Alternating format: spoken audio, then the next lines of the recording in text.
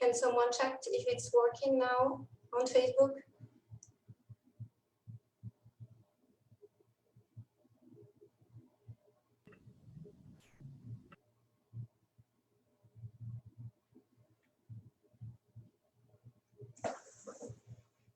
Okay, so I'm gonna let people going in. Are you all ready?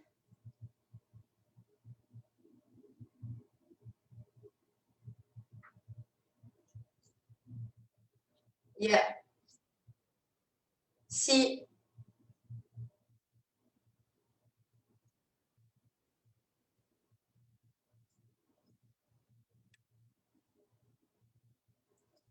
Ahora, ya.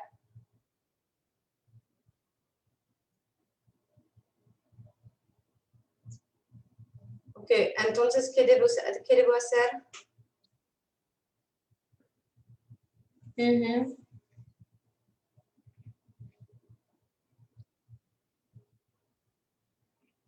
Vale, perfecto. Lo hago. De nada.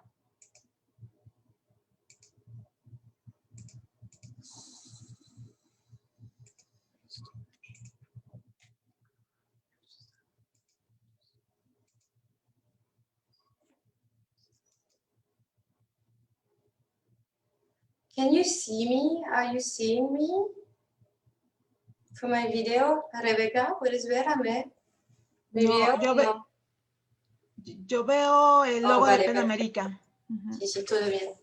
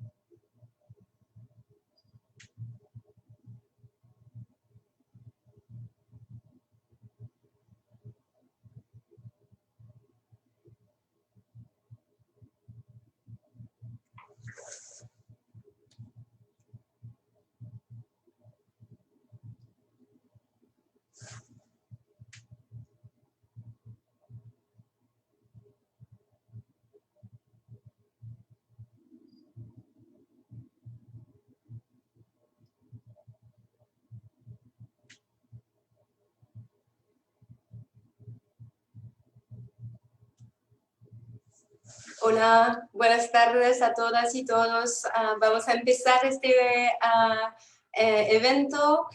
Les habla Julie Trevaux.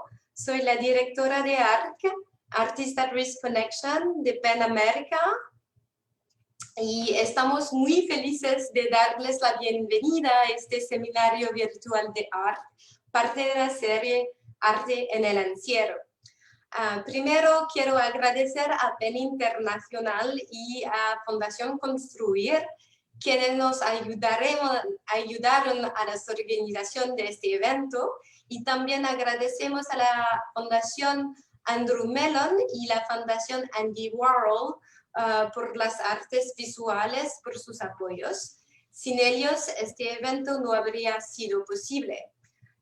En ARC, ¿qué hacemos en ARC? En ARC defendemos el derecho a la libertad de expresión artística y también apoyando a artistas de todo el mundo para que puedan vivir y trabajar sin temor ni amenazas. Contamos con una red global de más de 600 organizaciones, siendo nuestro objetivo apoyar a los y las artistas en riesgos y las organizaciones que los cuidan. Hoy hablaremos de arte feminista y pandemia de COVID-19 en América Latina, reflexionando sobre cómo el confinamiento ha tenido un profundo impacto en la actividad de las creadoras y en particular de voces críticas, como las de artistas y colectivas feministas y LGBTQ que han sido atadas y silenciadas en muchos países de América Latina. Vamos a comenzar con 3 invitadas de excepción: Elena Chávez MacGregor, Rebecca Lane y Danitza Luna, a quienes luego vamos a dar la palabra. El evento de hoy se acaba en español con interpretación en vivo al inglés. Ahora, lo siento. Aquí puedes ver cómo funciona. Entonces voy a cambiar de idioma solamente para nuestro participante en inglés para que entienda cómo hacer. So to listen to the interpretation on a computer, you have to locate this kind of global, the global icon along on the bottom row of your screen and select your preferred language channel. If you are joining via the Zoom app or mobile device, click More or the 3 dots in the bottom right corner of your screen. You select the language interpretation and then you choose your language and then click down, and you should be all fine and can hear our interpreters in English. Thank you. So I'm switching back in Spanish. Thanks a lot. Después de los 3 ponencias que van a hablar, vamos a tener una sesión de preguntas que en la última media hora estarán abiertas a todo el público. Por favor, use la caja Q&A que ve también en la pantalla para poner sus preguntas y vamos directamente a responder a ellas. Y antes de dar la palabra a nuestras moderadoras, la periodista Verónica Massa, que es la regente digital para las Américas y el Caribe a PEN Internacional. Es un placer de tener Verónica hoy. Quiero invitarles al día del 17 de diciembre, lo siento, tenemos un próximo seminario sobre arte y visiones del futuro en la nueva normalidad pandemia con Alejandra Labastida, curador del MUAC en la Ciudad de México, y Cecilia Noce de Cadal y otras invitadas de excepción. Ahora, a ti, Verónica, puedes empezar. Muchas gracias, Julie. Buenas tardes a todos, a todas. Me da mucho gusto saludarles. Y les voy a presentar a nuestras invitadas de hoy, quienes van a conversar con nosotros durante 15 minutos y en el siguiente orden. Primero vamos a escuchar a Elena Chávez MacGregor, quien es curadora, investigadora del Instituto de Investigaciones Estéticas de la Universidad Nacional Autónoma de México, quien se desempeña como profesora del posgrado en Historia del Arte de la Facultad de Filosofía y Letras, justamente de la UNAM. Seguirá después Rebecca Lane, quien es rapera y una poeta guatemalteca, activista de la cultura hip hop y feminista. Rebecca fundó el proyecto Somos Guerreras, una propuesta para visibilizar el trabajo de las mujeres de Centroamérica en el hip hop, generando espacios de formación, de convivencia y de producción de eventos. En tercer lugar, y para cerrar este primer bloque, nos va a acompañar Danitza Luna, quien es representante de Mujeres Creando, una organización feminista radical boliviana que opera principalmente en espacios públicos, utilizando el graffiti, el teatro callejero y el performance como formas de expresión y de protesta. Muchísimas gracias de nuevo por acompañarnos y Elena, bienvenida, te cedo la palabra. Muchas gracias, Verónica, y muchas gracias. Aprovecho para agradecer a Alessandro y a Julie por la invitación. Recién conocí a Alessandro en mi último viaje cuando empezaba la pandemia, entonces le agradezco mucho la confianza. Yo voy a leer un poquito nada más para no perdernos, porque tenemos como el tiempo muy acotado y Julie me va a hacer favor de ir pasando las diapositivas. Si quieres empezamos, Julie, nada más para tener ahí. Gracias, y te voy diciendo. Pasado el shock inicial de la pandemia, comienza a ser claro que las políticas gubernamentales de confinamiento, aislamiento y distanciamiento social tendrán un efecto permanente en las dinámicas sociales, siendo quizás una de las más importantes el trabajo, o más bien su pérdida. Si bien la pérdida laboral que se avecina tendrá un efecto devastador en la vida de millones de personas, quizá un aspecto que no se ha abordado de manera contundente es el efecto que tendrá en la vida de las mujeres. Los análisis arrojan, por un lado, la pérdida masiva de trabajos para mujeres. Pensemos que algunos de los rubros más afectados son la hostelería, la educación y la salud, trabajos de cuidado que han sido asignados históricamente a nosotras. Por otro lado, la ruptura o desquiciamiento de las estructuras de reproducción social, escuelas, redes de cuidado, etcétera, implicará la vuelta a formas tradicionales de la familia, donde en la mayoría de los casos las mujeres tendrán que asumir los trabajos de cuidado y sostenimiento de la crianza y también la educación. En México llevamos 8 meses con las escuelas cerradas, desde nivel básico hasta universitario. Así que estoy haciendo esto mientras mi hija está corriendo abajo de la casa. Imposibilitando así la inclusión en la esfera laboral, lo que implica acrecentar la brecha de desigualdad entre hombres y mujeres y con ello estructuras de dependencia que generan más y más intensas dinámicas de violencia. Hace unos meses salió un artículo en The New York Times que se viralizó en pocas horas con el título: en la economía COVID puedes tener un hijo o un trabajo, no puedes tener los dos. Esto refleja la sensación de atascamiento que muchas de nosotras sentimos, donde las personas, sobre todo con recursos económicos limitados o sin ellos, no podrán soportar la falta de escuelas para continuar ya una precaria e inestable vida laboral. Moira Donegan expone: no es claro cómo será la vida después de la pandemia, pero lo que parece cada vez más claro es que buena parte de la vida estará confinada en un lugar del que las mujeres han estado luchando décadas por salir, a casa. En este sentido, la vida de las mujeres se ha visto completamente trastocada y nos coloca en una situación muy delicada de inestabilidad e incertidumbre, donde no es claro cómo seguir. El trabajo que han estado haciendo muchas artistas antes y después, durante y después de la pandemia, me queda claro, nos marca cierta ruta de acompañamiento, de cuestionamiento, de trabajo colectivo.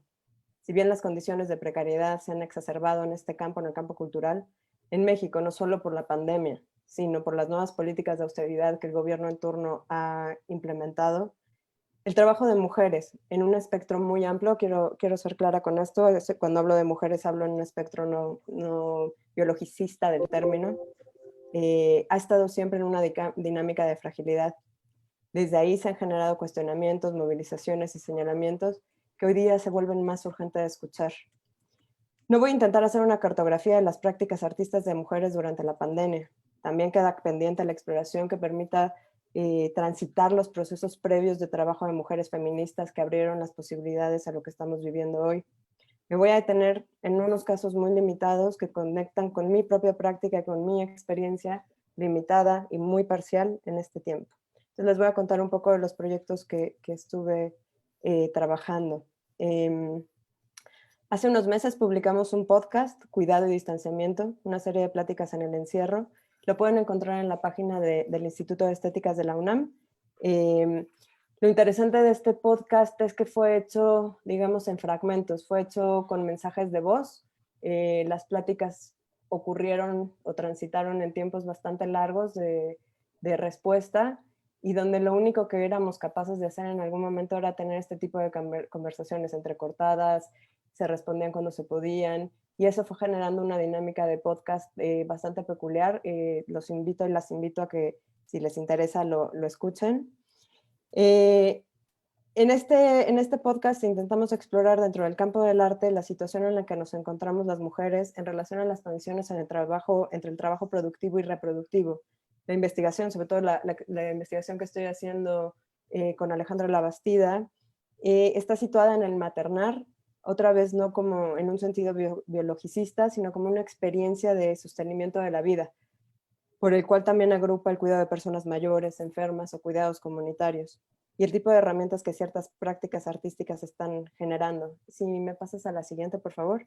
Por un lado, platicamos con Luisa Fuentes Guasa, investigadora independiente y activista teórica por unos trabajos maternos emancipados, antirracistas y no coloniales, que fundó la plataforma Futuridades Maternales. Les invito a que la revisen y naveguen en ella y pierdan mucho tiempo leyendo los contenidos. La verdad es que ha hecho un trabajo excepcional de escucha y de habla con un montón de mujeres alrededor del mundo para entender qué nos está pasando en los diferentes contextos y situaciones que estamos viviendo tan diferenciadas en este momento.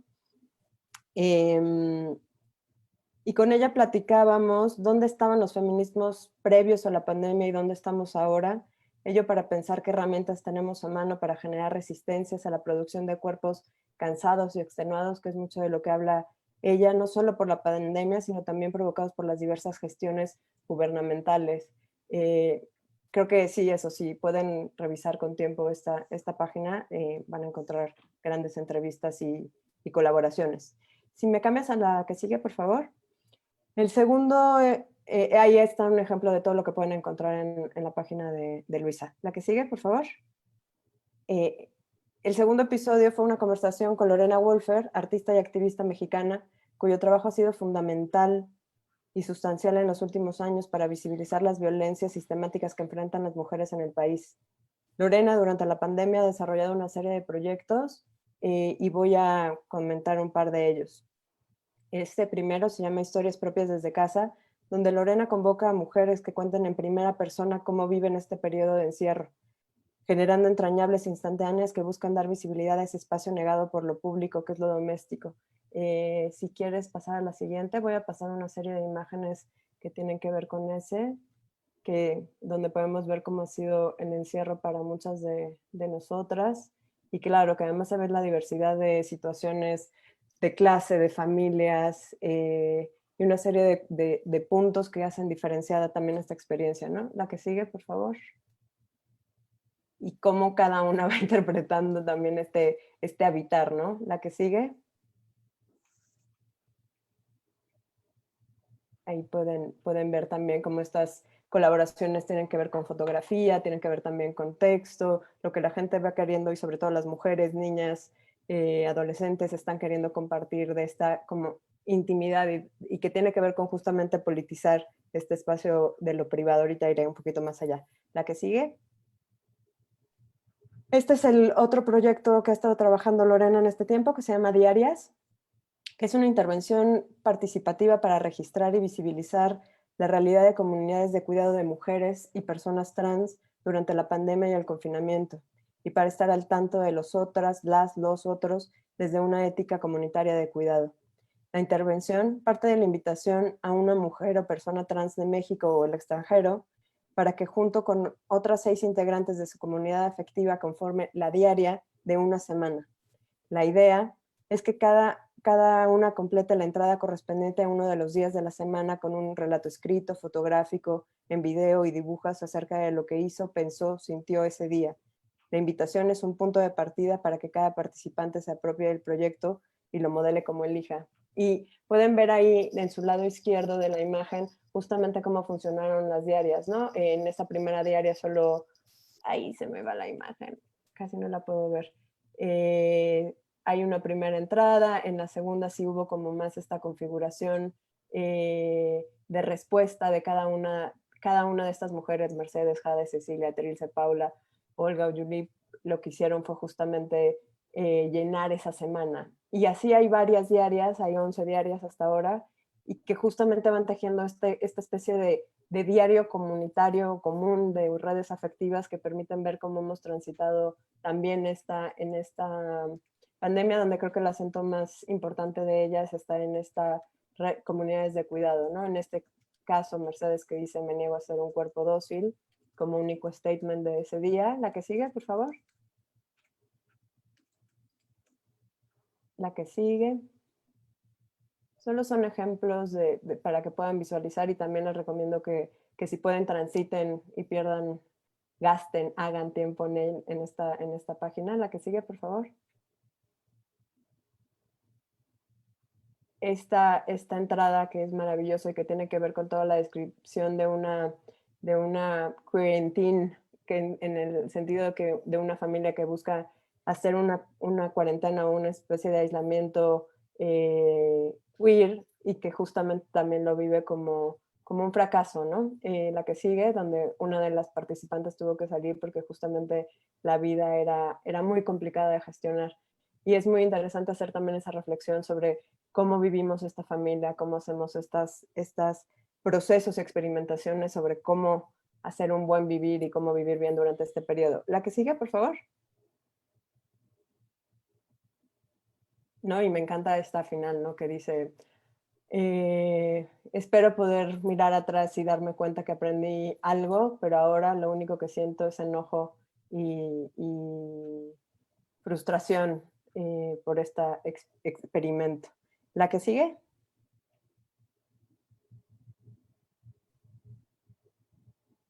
La que sigue, por favor. Son solo nada más eso, alguna selección de entradas que yo. De hecho, en estos días Lorena prepara el lanzamiento de Diarias Global, que es en colaboración justamente con el MOAC, con el afán de, como ella dice, hacer visibles las nuevas realidades que nos trajo la emergencia sanitaria. Entonces también todas estamos invitadas a participar en esta nueva iniciativa que intentará también llegar a más personas.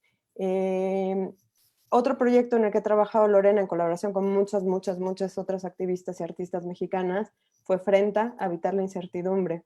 Fue un encuentro de arte y activismo sobre ideas, proyectos y estrategias para otras formas de habitar juntos, que fue transmitido por @FrentaMX en Facebook. Esta plataforma de encuentro que supuso una reunión, 3 reuniones por Zoom transmitidas por el canal en vivo de Facebook, de muchas iniciativas de mujeres y feministas.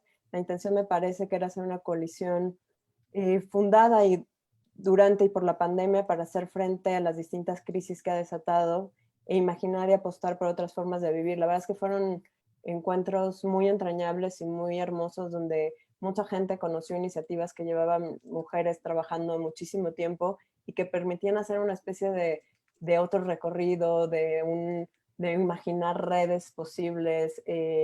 Fue muy interesante verlo y escuchar todas estas posibilidades que se arrojaban, que de pronto se quedaban como, o se amalgamaban en un momento tan importante para escuchar otros relatos, ¿no? Y otras narrativas. Estos proyectos suponen un llamado colectivo para, por un lado, visibilizar y politizar esos espacios de la privado, espacios que, como ha señalado Rita Segato en algunos textos últimamente, que recién publicaron en una entrevista, también están bajo un acoso de normalización.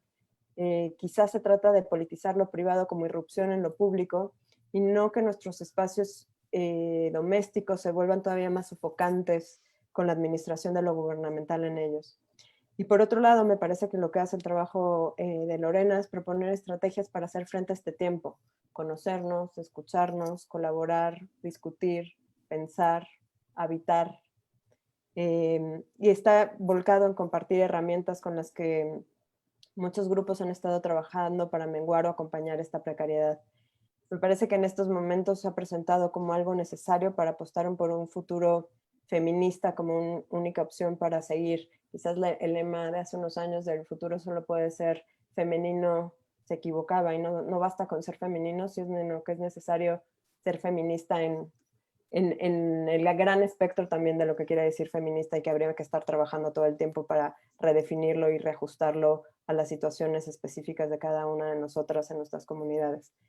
El último episodio del podcast fue con una conversación entre la curadora Alejandra Labastida y la artista y activista peruana Daniela Ortiz. Si me pones la que sigue, por favor. Justo a la salida de esta de España, donde residió la última década, y se vio obligada, ahí la que sigue, por favor, se vio obligada a salir por amenazas a partir de sus posicionamientos anticoloniales en el debate sobre qué hacer con el monumento a Colón en Barcelona. La que sigue, por favor. Pero bueno, así me siento yo. Supongo que muchos de ustedes se sienten como esa mujer que estaba intentando sostenerlo todo en este momento. Esta plática giró sobre la dificultad de la maternidad, donde Daniel enfatizó la violencia de los sistemas estatales, en específico el español, sobre la quita de custodias a mujeres migrantes. Uno de los acentos de esta charla, además de denunciar La denuncia estatal y lo brutal de la institucionalización de la violencia giró en torno a cómo los colectivos antirracistas han trabajado, previo a la pandemia, en sistemas de colaboración, de cuidado y de trabajo político de base para generar otras condiciones de vida. Algo que me queda de estas pláticas, la que sigue, por favor, no es solo un horizonte más complejo en donde situarnos, sino una serie de herramientas que el arte, en su sentido también ampliado, ha generado para crear otras redes de sostenimiento. La vida ya era complicada, pero la radicalización de este momento, si bien nos desgasta y a veces parece que lo colapsa todo, también hace necesario echar mano del trabajo previo. La que sigue, por favor. Y este es un fresco muy hermoso que hizo Daniela durante la pandemia en su casa de Barcelona, que también tuvo que abandonar en el momento que tuvo que salir de España. Su trabajo también lo pueden encontrar en su cuenta de Instagram, donde tomé estas imágenes. La que sigue, por favor. No, ahí pueden ver cómo ella durante la pandemia empezó a pintar este fresco en su ventana, que hace referencia como justamente a toda esta violencia sistemática, racial que hay en Europa, en España en específico, en el contexto que ella está hablando, y cómo estaban enfrentando la pandemia y la situación de aislamiento, ella siendo madre soltera, y qué tipo de comunidad de cuidado podía o se estaba acercando para poder sostenerla. La que sigue, por favor. Es una hermosura. La que sigue, por favor. Otro caso, ya con esto cierro, que me cimbró y que creo que ayuda a pensar las urgencias y estrategias de este tiempo, fue la toma de uno de los edificios de la Comisión Nacional de Derechos Humanos en la Ciudad de México. El 2 de septiembre de 2020, Silvia Castillo acudió a la CNDH, como le decimos a esta comisión, a esta institución, pues, para recibir respuesta del asesinato de su hijo Alan, y el cual no se resolvió. Al no recibir respuesta, 2 días después anunció una huelga de hambre. Maricela Alemán acudió igualmente por la violación de su hija en una escuela de San Luis Potosí en 2017 y protestó ante la falta de respuesta de las autoridades, amarrándose a una silla en las oficinas de la CNDH. Tras esto, Yesenia Zamudio, que es una activista que ha estado trabajando los últimos años, y la pueden ver si no me equivoco en una de las imágenes, convocó a participar en la toma de la CNDH para exigir la atención de los casos de violaciones a los derechos humanos. El 4 de septiembre, el colectivo feminista Ni Una Menos México tomó las instalaciones de la CNDH en la calle de República de Cuba e indicaron que no saldrían hasta que no se resuelvan sus casos. Esta toma, en las condiciones actuales de la pandemia, muestra el hartazgo y necesidad de movilización, también en la calle, no solo en redes. Como lo hemos visto en las luchas antirracistas en Estados Unidos, en las movilizaciones recientes en Chile en relación al plebiscito para la nueva constitución, o actualmente en el Perú ante la destitución del presidente Vizcarra, hay una saturación, un ahogamiento, que bien condensa la frase de George Floyd, I can breathe, que ha obligado a salir a las calles a muchísima gente, aún con el miedo del contagio. La toma de la CNDH, de alguna manera me parece, aunque habría que trabajarlo con tiempo y habría que investigarlo bien, es nada más una idea que me surgió, une una tradición histórica de la lucha de las madres que en México se puede arrastrar hasta los años 70, desde los años 70 con la Guerra Sucia, hasta evidentemente el caso de las madres buscando a los 43 desaparecidos, de las familias, pero en específico de las madres de los 43 desaparecidos de Ayotzinapa, estudiantes desaparecidos de Ayotzinapa, con un tipo de... lo une con un tipo de activismo feminista más, con formas de activismo feminista más contemporáneo. Un activismo que, como hemos visto en los últimos años en México, está dispuesto a pintar, rayar, reventar en brillantina y hacer arder lo que sea necesario con tal de exigir la transformación de las instituciones que no imparten justicia y la denuncia de un sistema de violencia que ha tomado nuestras vidas. Las acciones simbólicas de esta toma, la que sigue, por favor. La intervención de pinturas oficiales, la que sigue, por favor. Esa fue una de las intervenciones que hicieron, que la imagen que ven es un retrato contemporáneo del presidente Madero que estuvo posterior a la revolución, que está intervenido por una de las mujeres que participaron en la toma. Bueno, y me parece que justamente que la intervención en las pinturas oficiales, en los edificios, los cantos, han generado una ruptura en los imaginarios de las luchas de las madres. Ya no solo es hacer público el duelo, sino que han convertido esto en actos de habla para demandar la transformación de la implementación de justicia, de la demanda del reconocimiento de un problema social por parte del gobierno que sigue negando que hay un problema de feminicidio en el país, y una lógica patriarcal que hace la vida insostenible.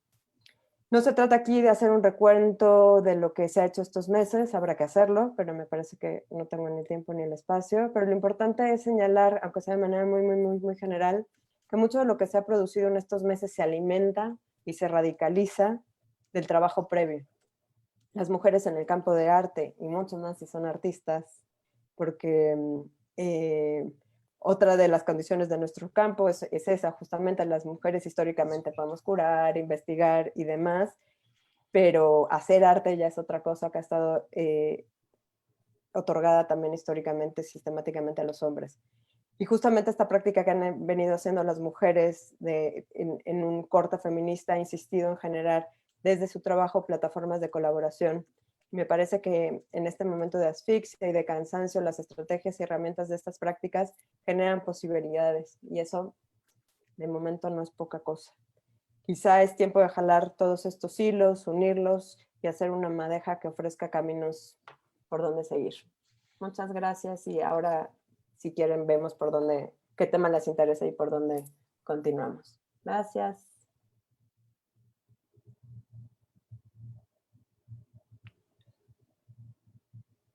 Hola. ¿Me escuchan? ¿Me ven? ¿Todo bien? Yo digo que sí. Todo bien, Bueno, Rebeca. ok. Bueno, un saludo a todas, todes quienes nos están sintonizando hoy. Y bueno, yo quiero hablar un poquito como de la experiencia de lo que ha sido para nosotras como raperas, ¿verdad? Y lo que ha significado este confinamiento, lo que ha significado la pandemia y los retos que ha significado respecto a poder continuar haciendo lo que nosotras hacemos. Y bueno, para empezar, comentarles que bueno, yo soy de Guatemala, en Centroamérica, y en este territorio realmente la industria musical no existe. Entonces, incluso previo a la pandemia, esto ya era un problema, ¿verdad? Hacer arte como desde las periferias y sobre todo porque el hip hop en nuestros territorios, digamos, supongo que nos están viendo de varios lugares, ¿verdad? Hay lugares donde el hip hop es parte de la industria cultural mainstream, por así decir. Y no solo estoy hablando de Estados Unidos, sino en América Latina hay países y hay contextos en los que el hip hop, el trap, cada vez más son parte de la cultura popular. La cultura pop, no estoy hablando de lugares como Argentina, por ejemplo, donde ya esto no es una cultura subterránea, ya no es parte de una cultura underground. En Centroamérica realmente sigue siendo parte de una cultura underground, sigue estando al margen. A nosotras aquí, a nosotras, nosotros dentro de la cultura hip hop no se nos pasa en la radio, no se nos hacen entrevistas para los periódicos o para los grandes canales, o de repente a nosotras como mujeres por ahí del 25 de noviembre y del 8 de marzo nomás son los espacios que se dan en los medios para hablar de nosotras, pero digamos el resto del tiempo si tenemos un lanzamiento, si sacamos un video nuevo, lo que sea, pues básicamente somos invisibles para lo que está pasando aquí. Y creo que tiene mucho que ver con que desde el hip hop, desde el rap, se está articulando discursos fuertes en contra del sistema, particularmente las mujeres. El hip hop, si bien es una cultura que es mayoría varones, ¿verdad? El grueso de mujeres que estamos en la cultura somos y estamos articulando un discurso muy claro, muy fuerte y muy potente. Estamos hablando acerca de lo que significa ser mujer en Centroamérica, lo que significa ser una mujer en nuestro territorio, y estamos utilizando el arte como una forma para hablar de estos temas. Entonces, definitivamente esto es algo que en una cultura conservadora como la que tenemos acá, es algo que no se promueve y es algo que no se quiere escuchar. Aquí las mujeres estamos hablando acerca de los feminicidios, estamos hablando acerca de la necesidad que se reconozca la autonomía sobre los cuerpos y que se despenalice temas como el aborto. Estamos hablando en contra de la corrupción. Estamos hablando en contra de la militarización de las sociedades, ¿verdad? Entonces, creo que parte por la que no somos parte del muy delgado hilo de industria cultural que puede haber aquí, aunque realmente no la hay, pero por lo menos hay una cupulita por ahí de artistas que de alguna forma sí tienen estos tipos de apoyo de los que nosotras carecemos, ¿verdad? Tiene que ver con esto, que son medios que tienen agendas conservadoras y que están absolutamente alineadas con las líneas gubernamentales, ¿verdad? Que van por penalización del aborto, por acá. Si a ustedes les interesa un poco más, hay una ley que se llama una iniciativa de ley, que es la 5272, en las que se está buscando penalizar el aborto, se está buscando prohibir relaciones de personas del mismo sexo, se está buscando prohibir que se dé educación sexual tanto en el sector público como en el sector privado. Digamos, es la ley más retrógrada que se pueden imaginar hecha realidad. Bueno, pues aquí ya va por 2 lecturas en el Congreso y ha sido aprobada las 2 veces, y esto tiene que ver mucho con esta alianza política que ahora hay en nuestros territorios, esta alianza entre iglesia y Estado, ¿verdad? Que se ha hecho como mucho más fuerte y mucho más grande con los años. Y creo que esto es una realidad regional. Esto es algo que no está pasando solo en Guatemala, sino que en toda la región son los candidatos presidenciales quienes están más vinculados a este tipo de discursos religiosos y conservadores, los que están llegando al poder, y desde ahí están activando este tipo de agendas, las cuales los medios de comunicación, las empresas y la sociedad en general lastimosamente está de acuerdo, si no, no les votarían. Entonces, las mujeres dentro del arte realmente estamos desafiando esto, ¿verdad? Con nuestra mera presencia ahí, con nuestro cuerpo, con nuestra diversidad, con las cosas que estamos diciendo, los contenidos que estamos hablando, los lugares desde los que estamos participando, estamos haciendo una ruptura a esta continuación militar conservadora que existe en nuestra región, que ha sido una forma como de uniformarnos como sociedad. La cultura hip hop aquí ha desafiado eso, y las mujeres dentro de la cultura hip hop también. Entonces, una de las primeras cosas que a nosotras se nos dificultó es que la mayoría de nosotras dependemos de los conciertos en vivo para poder sobrevivir. Es decir, cuando sos artista independiente en general, hablando de la música, el grueso de tus ingresos entra de las actuaciones en vivo, y no tanto, por ejemplo, porque no tenemos contratos con disqueras, ni tenemos contratos editoriales con Sony, con EMI, con alguna de estas grandes, digamos, consorcios de distribución de música. Entonces, nos entra un poquito por ahí de repente de la reproducción, pero el grueso de nuestros ingresos tiene que ver con los conciertos en vivo. Entonces, una de las cosas que empezamos a hacer, bueno, a nosotras se nos canceló, a mí, por ejemplo, particularmente se me canceló toda la agenda que tenía el año, ¿verdad? Tenía planificado trabajar en un nuevo disco, tenía planificado hacer una gira de presentación de disco, tenía planificadas como muchas cosas, de tal forma que el 2021 fuera el año como de hacer gira de un nuevo disco. Y en principio esto ya no se pudo realizar por las condiciones que estamos, ¿verdad? Y de momento, el 8 de marzo fue la última vez que tuve un concierto en vivo en el que mis compañeras también estuvieron en el cierre de la Marcha del Día de la Mujer, y después de eso confinamiento. Entonces, una de las estrategias que nosotras encontramos fue hacer conciertos vía virtual. Aquí ustedes están viendo alguno de los carteles que nosotras utilizamos estos días, ¿verdad? Para llamar a la gente a que, pues a 2 cosas, ¿verdad? Yo creo que una de las cosas justo al inicio de la pandemia,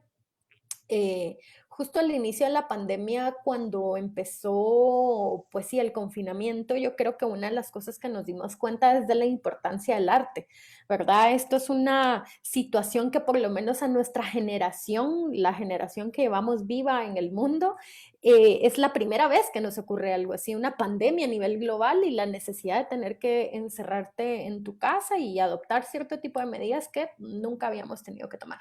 Entonces, yo creo que ahí fue que nos dimos cuenta de la importancia del arte, digamos, porque esos primeros días del confinamiento que la gente no sabía qué hacer consigo misma dentro de su casa y en su soledad, una de las cosas que empezaron a hacer fue, bueno, veamos películas, leamos libros, oigamos música. O sea, el arte siempre, yo pensaba, bueno, el arte no es indispensable. Me agarró mi momento ahí como de existencialista, de qué sirve ser artista en un momento como este, hubiera estudiado medicina y estaría haciendo cosas aquí y allá, pero realmente el arte es algo que nos ha sostenido mucho durante la guerra, durante la pandemia. ¿Se imaginan ustedes un mundo en el que no tuviéramos música, en el que no tuviéramos pintura, en el que no tuviéramos baile, en el que no tuviéramos formas de expresarnos libremente, poéticamente, metafóricamente, donde no pudiéramos sacar la necesidad de catarsis que tenemos? Entonces yo creo que la idea de hacer este tipo de conciertos, pueden ir pasando las dispositivas, las imágenes, como para que se vean ahí un poquito la diversidad de actividades que hicimos, ¿verdad? Uniendo como a varias raperas. Era un poco en doble vía, ¿verdad? Una, apoyar a la gente que estaba en su casa desde el encierro, de esta situación nueva que estaban viviendo, y por otra parte también asegurarnos a nosotras un poco de ingresos durante estos tiempos, ¿verdad? Obviamente lo que nosotras estábamos cobrando entrada, por ejemplo, este que está aquí, que fue el primero que hicimos, Resistas, una entrada de $5 dividido entre 9 raperas, pues tampoco es que fuera muchísimo, digamos, pero por lo menos era una entrada de algo de dinero ante esta situación, ¿verdad?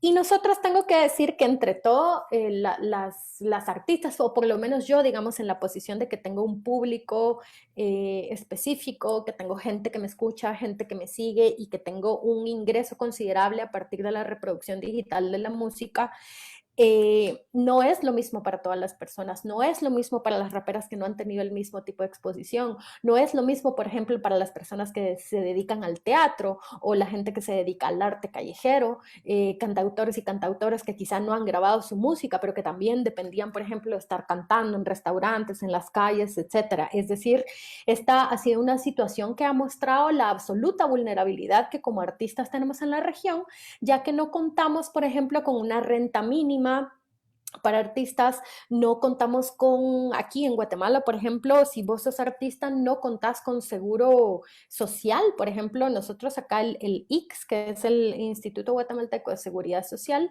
si no estás asalariado con un patrón que pague tu cuota mensual, tú no podés. Entonces, y este es el lugar donde también te dan tu jubilación, o sea que no podemos ni acceder a un sistema de salud público, ¿verdad? En el que se aporta a través de tu trabajo, ni vamos a tener la oportunidad de jubilarnos. Pero yo creo que en mi generación muchas personas no lo vamos a tener. Yo antes pues de hacer música estaba en las ciencias sociales, trabajé 10, 12 años en instituciones de investigación social y ni una sola vez estuve con relación laboral. Todas las veces tuve que dar mi factura por servicios, lo cual implicaba que yo no tenía ningún tipo de derecho como trabajadora. Entonces, creo que estamos en una generación que tiene mucha vulnerabilidad en este sentido, y particularmente en el arte. Nosotros como artistas tenemos esta dificultad, más las dificultades, algunas de las que mencionaba Elena, ¿verdad? El hecho, por ejemplo, de que al estar en la casa, las que son madres o que tienen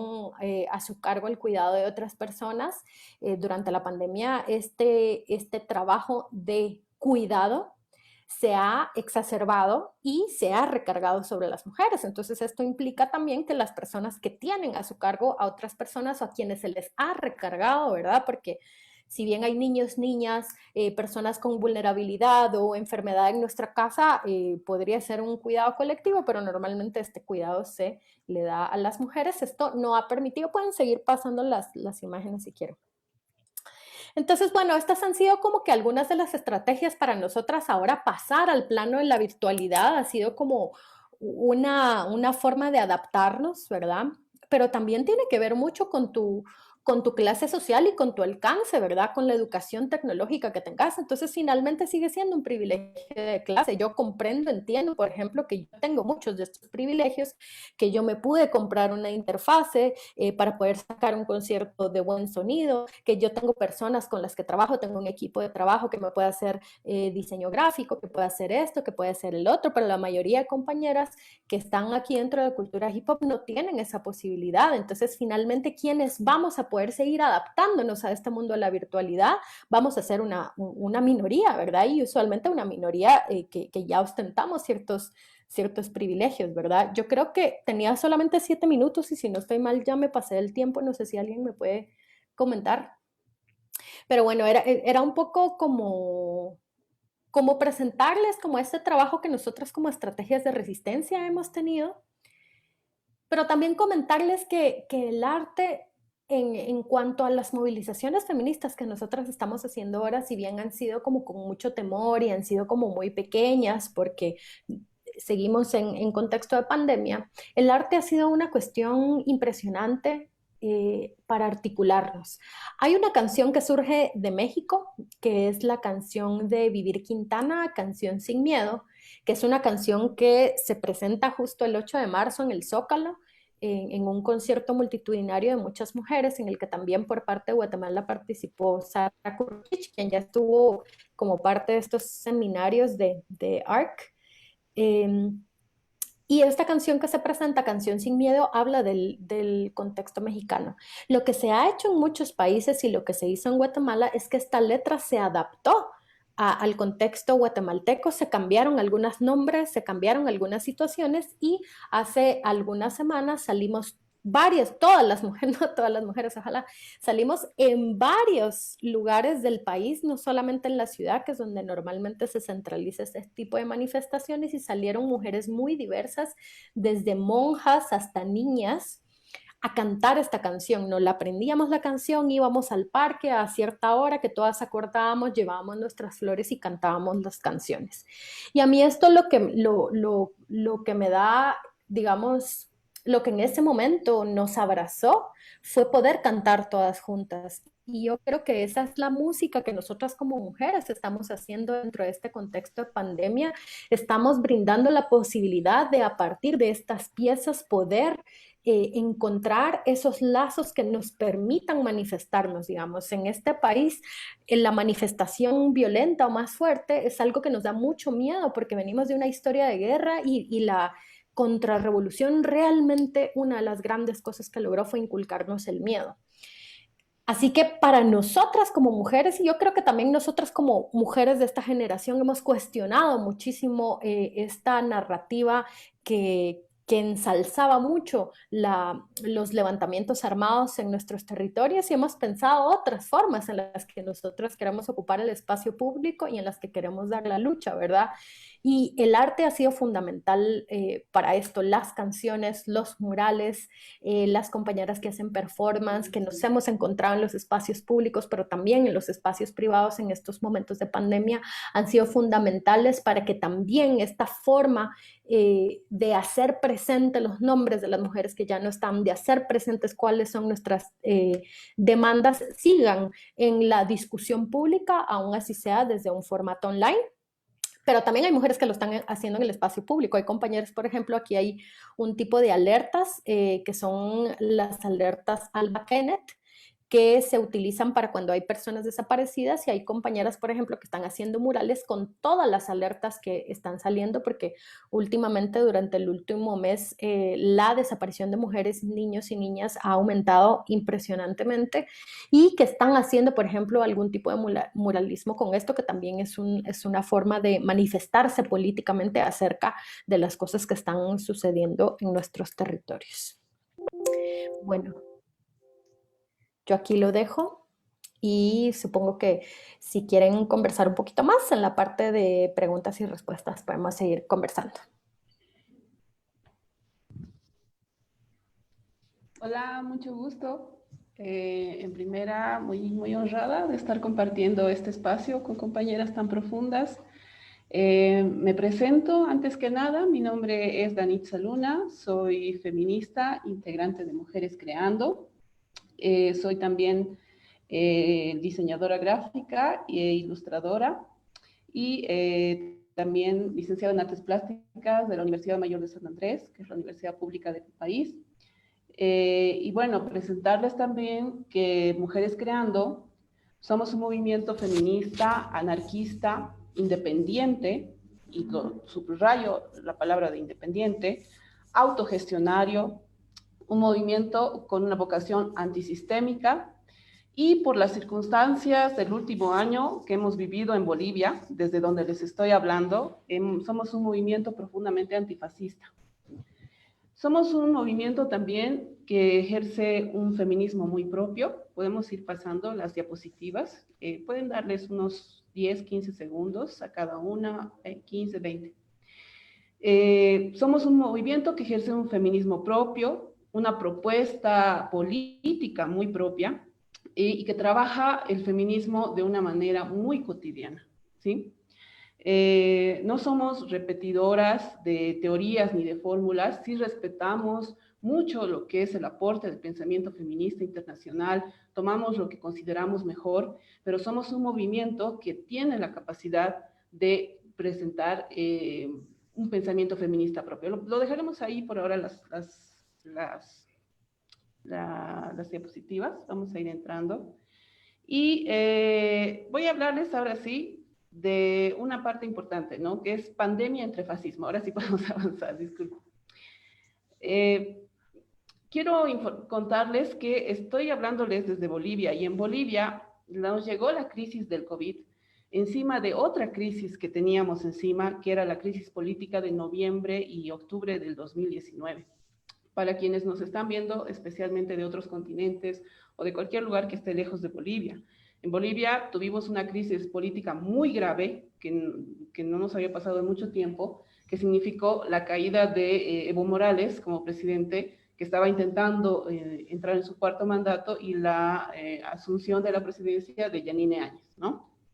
Y tengo que decirles que en ese proceso surgió un fenómeno muy extraño, en el cual se sintió que en el relato de lo que estaba pasando en Bolivia, podemos ir pasando las diapositivas, en el relato de lo que estaba pasando en Bolivia, había una disputa por el relato oficial de lo que estaba sucediendo en mi país, ¿sí? Y era una disputa entre la izquierda y la derecha internacional, hablando del lenguaje del golpe de Estado, por un lado, y por otro lado, la recuperación de la democracia, ¿no? Entonces, había una disputa muy grande, y al final el fenómeno fue que los bolivianos y las bolivianas sufrimos una expropiación sobre el control y el derecho a definir nuestro propio relato histórico. Al final, todo el mundo decía qué había pasado en Bolivia y nadie nos preguntaba, ¿no? Y eso era una cuestión muy grave que la sentimos, porque fue esa intromisión y esa expropiación de nuestro propio relato un factor que interfirió mucho en cómo se resolvió después el conflicto, cuyas consecuencias todavía estamos viviendo, porque les estoy hablando de un hecho que ha sucedido hace un año casi exactamente, como en estas fechas. Podemos ir pasando. Pese a eso, nosotras, como movimiento, logramos dilucidar, cuando estábamos realmente sorprendidas por toda la coyuntura que nos estaba sucediendo en esas fechas, nosotros logramos dilucidar como movimiento que lo que estaba sucediendo en Bolivia, y ya lo ven en las imágenes, era el intento de instalación de un proceso fascista, ¿no? Y esta vez nos sentíamos también interpeladas porque ese proceso fascista tenía cara, imagen, rostro de mujer. Era la segunda mujer presidenta y llegaba en Bolivia, pero bajo esas circunstancias, ¿no? En esa situación, yo les comento que como Mujeres Creando, como movimiento feminista, que también es conocido a nivel internacional, nosotras decidimos no tomar partido por ninguno de los dos relatos que estaban hablando de Bolivia, ¿no? Y no les estoy diciendo que nosotras estábamos en afán de neutralidad, porque la neutralidad es una cuestión muy cómoda en realidad, ¿no? Podemos ir pasando. Lo que nosotras estábamos haciendo al no tomar partido es prácticamente defendiendo nuestra independencia, estábamos defendiendo nuestra libertad, estábamos defendiendo nuestra dignidad y sobre todo bajo las circunstancias que estaban sucediendo, estábamos defendiendo nuestra existencia como movimiento político, ¿no? Consecuencia de eso, y vamos pasando las diapositivas, nosotras fuimos condenadas desde el exterior, primero, por no coincidir con el relato del golpe de Estado y el consecuente victimismo de Evo Morales. Porque si Evo Morales no tiene derecho a algo, es a sentirse víctima de lo que ha sucedido en esa crisis política que hemos pasado, ¿no? Y desde el interior del país, o sea, adentro, también condenadas por no coincidir con el relato de la recuperación de la democracia, cuando en realidad el país estaba siendo asaltado desde el interior por una punta de ultraconservadores que estaban dispuestos a todo y que estaban dispuestos a generar la violencia en Bolivia, porque eso significaba que ellos podían tener permiso para masacrar y desaparecer todas las resistencias y todos los movimientos que se atrevan a oponérseles. Y realmente eso era muy grave, y yo les comento esto porque bajo esas circunstancias es que Bolivia ha recibido la crisis del COVID-19. Podemos ir pasando. Llega el COVID y todas las libertades por las cuales todavía estábamos bregando, de repente desaparecen por decreto bajo la excusa de la pandemia, ¿no?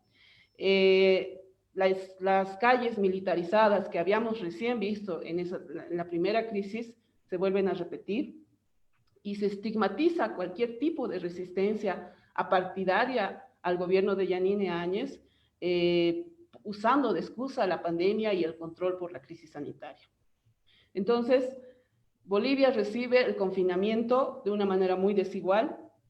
Por un lado, desde el mundo nos llega el mensaje de que es una pausa al sistema, es una pausa, es un momento de pausa donde te puedes recoger, puedes tomarlo como un descanso, este confinamiento, esa ficción romántica de la convivencia, mientras que para las mujeres, y especialmente en Bolivia, pucha, el confinamiento era el infierno con tu agresor, era la condena, la sobrecarga de trabajo doméstico, el infierno del hambre, el infierno de la violencia, ¿no? Eso era el confinamiento, especialmente para muchas mujeres aquí en Bolivia. Y en ese contexto yo les pregunto, y me pregunto también a mí, pues, ¿qué pinta entonces el arte, el feminismo en pandemia, que es el tema de esta charla, ¿no? De este seminario. ¿Podemos pasar a la siguiente? Me he puesto a pensar mucho esa cuestión y, bueno, vamos a hablar de pandemia, creatividad, desobediencia y feminismo, porque todos son términos que tienen que ver mucho con lo que nosotras como mujeres creando hemos propuesto. Yo lo pienso así como un resistir creando, ¿no? Quiero contarles que nosotras sí sufrimos los embates de la pandemia porque nosotras, como les conté, trabajamos de manera cotidiana en el feminismo. Tenemos un feminismo y una práctica política feminista muy particular y muy propia. Y la opción, decíamos, bueno, una opción es resistir y otra opción es también sobrevivir, la sola sobrevivencia, ¿no? O sea, seguir existiendo después de todo esto. Como les comenté, somos autogestionarias y nosotras tenemos una casa en la cual se dan una serie de cooperativas de manera que nosotras podemos procurar nuestra independencia económica, pero eso requiere mucho trabajo y ahí están las propuestas que lanzábamos, ¿no? Para sobrevivir en pandemia. Y, por ejemplo, están aquí los bozales para humanos, que tenían varias leyendas de grafitis nuestros. Y también, o sea, necesitábamos seguir existiendo, necesitábamos seguir proponiendo. Y también necesitábamos seguir pensando. La pandemia en Bolivia, les quiero contar, fue la oportunidad perfecta para que los fascistas que llegaron al poder casi por asalto tengan la excusa perfecta para consagrar su proyecto. Y nosotras, como mujeres creando, estábamos conscientes de la peligrosidad de eso. Realmente en Bolivia hemos vivido un momento en el cual iba a ser un retroceso terrible que realmente era un retroceso de años y de años que iba a tomar demasiado tiempo en revertirse, ¿no? En ese sentido, nosotras decimos, bueno, está el discurso de la pandemia, está el discurso del confinamiento, ¿cómo vamos a responder a esto? Y nuestra respuesta ha sido desobedecer, ¿no? Pero desobedecer en el sentido de que la desobediencia al discurso oficial en un régimen fascista significaba la existencia, porque nos estábamos jugando nuestra existencia. ¿Y cómo vamos a desobedecer cuando las calles están militarizadas y no se permite la circulación porque están ahí los militares controlándote? Vamos a desobedecer desde varias trincheras, y yo les hablo acá desde la trinchera del trabajo creativo, porque si algo nosotras las mujeres creando sabemos hacer es utilizar la creatividad como instrumento de lucha. En Bolivia, el proceso fascista se estaba reafirmando, especialmente con la exacerbación de los símbolos patrios y símbolos religiosos al mismo tiempo, ¿no? Imagínense eso. Uno dice, pucha, una cuestión es los símbolos y bueno, eso es consecuencia, pero en realidad todo el discurso simbólico del proceso que estábamos viviendo importaba demasiado porque legitimaba las masacres que han sucedido y que podían seguir sucediendo, legitimaba la violencia del Estado bajo la excusa de la seguridad y la crisis sanitaria. Teníamos nosotras, por esa conciencia de esa arremetida simbólica, que tener que seguir respondiendo. Podemos seguir pasando las diapositivas.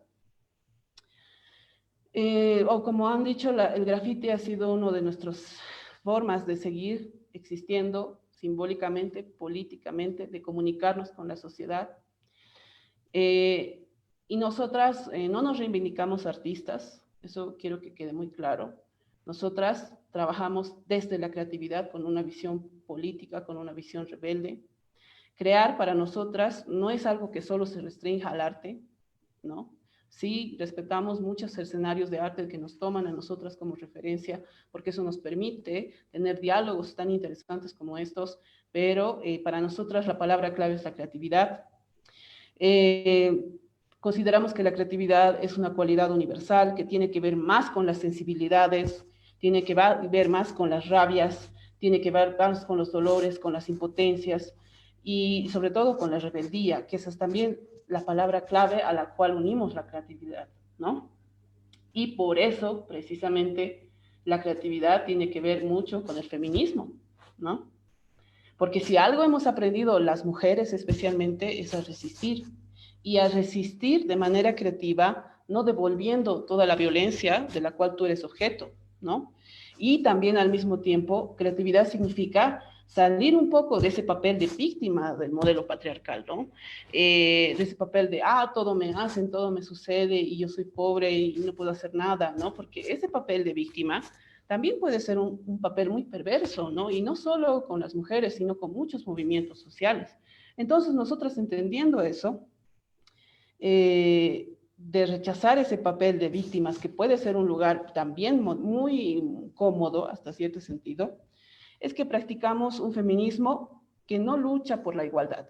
Y eso que quede claro. O sea, nosotras no somos feministas que estén con ese discurso de la igualdad, de espacios de poder para las mujeres, porque justamente el discurso del espacio de poder para las mujeres estaba siendo utilizado por Yanine Áñez, ¿no? Y nosotras no estamos por la igualdad al modelo, ni por buscar un espacio en el modelo, sino nosotras estamos por cuestionar todo el modelo, todo el maldito modelo. Mujeres creando, somos mujeres luchando, sí, pero somos mujeres también que no solo luchamos desde ese dolor o desde la reacción a la coyuntura, sino también, y no solo para sobrevivir, sino porque nuestra mejor venganza es ser felices, y eso es un graffiti muy famoso que tenemos y que anda rondando por todo lado, ¿no? No está en las imágenes, pero búsquenlo y está por todo lado, porque es una buena forma de luchar, ¿no? Ahí reivindicamos con ese graffiti y con todo lo que hacemos la creatividad como nuestra fuerza de lucha, se los repito, como nuestra fuerza, nuestra fuente de lucha, ¿no? Y así la relación entre creatividad y feminismo es una relación mucho más compleja. La lucha alimenta la creatividad y la creatividad alimenta la lucha. También les comento que tomamos en ese momento la creatividad como una fuerza de resistencia y también en el momento de ese proyecto que estaba sucediendo en mi país como un recurso necesario de lucidez, ¿no? Porque realmente había una confusión deliberada en lo que estaba sucediendo. Es decir, la confusión era una estrategia también. Yo creo que crear con rebeldía quiere decir crear con profundidad. Es decir, los movimientos sociales tenemos que crear, al ser rebeldes también tenemos que profundizar en las cosas, ¿no? Tenemos que profundizar en los discursos, tenemos que profundizar más en los conceptos, tenemos que profundizar también en las consignas y sobre todo en los horizontes de lucha y en las utopías, es decir, en lo que queremos, que siempre queremos, ¿no? No quiere decir tanto, digamos, y yo lo digo desde los años que llevo en Mujeres Creando. Si quieren podemos ir pasando los videos sin audio para que se entienda mejor. Les estoy diciendo, digamos, no es una cuestión de poner el arte al servicio de una causa, ¿no? Sino es reafirmarles esa idea de que la creatividad y el feminismo, en este caso, del cual yo les hablo, tienen una relación mucho más potente, ¿no? Y crear lo que estamos haciendo nosotras no es simplemente proponer una propuesta creativa o una respuesta creativa en un proceso, sino es también, al hacer estas cosas, creamos otra realidad, ¿no? De la realidad hegemónica que intenta todo el tiempo decirnos una sola verdad y quédate con eso. También, al hacer estas cosas que nosotras hacemos, alimentamos la rebeldía colectiva, porque no somos nosotros las dueñas. Bolivia es un país muy rebelde, y la profundización del debate, ¿no? Porque les juro que en Bolivia estuvimos en serio riesgo de la consagración de ese proyecto fascista, e incluso de la entrada a una guerra civil, y eso era muy grave. También pasa, y yo les comento, o sea, también pasa que existe, en pandemia específicamente, ha sucedido otro fenómeno que era lo que yo lo llamo las creatividades domesticadas, ¿no? Porque si bien en un momento tan crítico, muchos artistas se han sentido innecesarios, como dice Rebeca, yo lo entiendo perfectamente, también muchos artistas han decidido crear en afán de sobrevivencia, sí, pero también en cierto afán de oportunismo, varios lenguajes que repetían el discurso del poder, como decir, romantizar un poco el encierro, romantizar, decir, ay, muy pronto volveremos a lo que era antes, convive con tu familia, sean amorosos, cuando en realidad para las mujeres la realidad era muy diferente. Y tampoco romantizar la esperanza y el consuelo, decir todo volverá muy pronto a ser como era antes, cuando la pandemia es una prueba de que nada debería volver a ser como antes, ¿no? Porque este modelo extractivo, depredador, capitalista nos está matando. Este modelo extractivo, depredador, capitalista es un suicidio progresivo y parece que estamos diciéndolo todo el tiempo y no nos escuchan, ¿no? En ese sentido, yo también cuestiono a los artistas que han repetido un poco ese discurso. Algunos con más conciencia, otros inconscientemente, pero ha habido un gran contenido de arte repitiendo el discurso del poder. Y bueno, más adelante, estas son acciones que hicimos para el Día de la Madre y sobre el feminicidio en plena pandemia y en pleno gobierno de Áñez, porque seguían sucediendo los feminicidios con más fuerza en el confinamiento, y fuimos a tirarles los ataúdes, porque eso es lo que realmente les interesa, eso es lo que les importa a la vida de las mujeres. Y ven cómo tratan los policías los ataúdes, ¿no? Y en Bolivia la injusticia es muy grande, la corrupción es muy grande, y la llegada del nuevo régimen no solo no cambió nada, sino que terminó empeorando más las cosas, precarizando la atención, ¿no? ¿Podemos volver a la presentación? Hay una parte en que yo le digo, bueno, entonces, ¿qué hacemos en el encierro, no?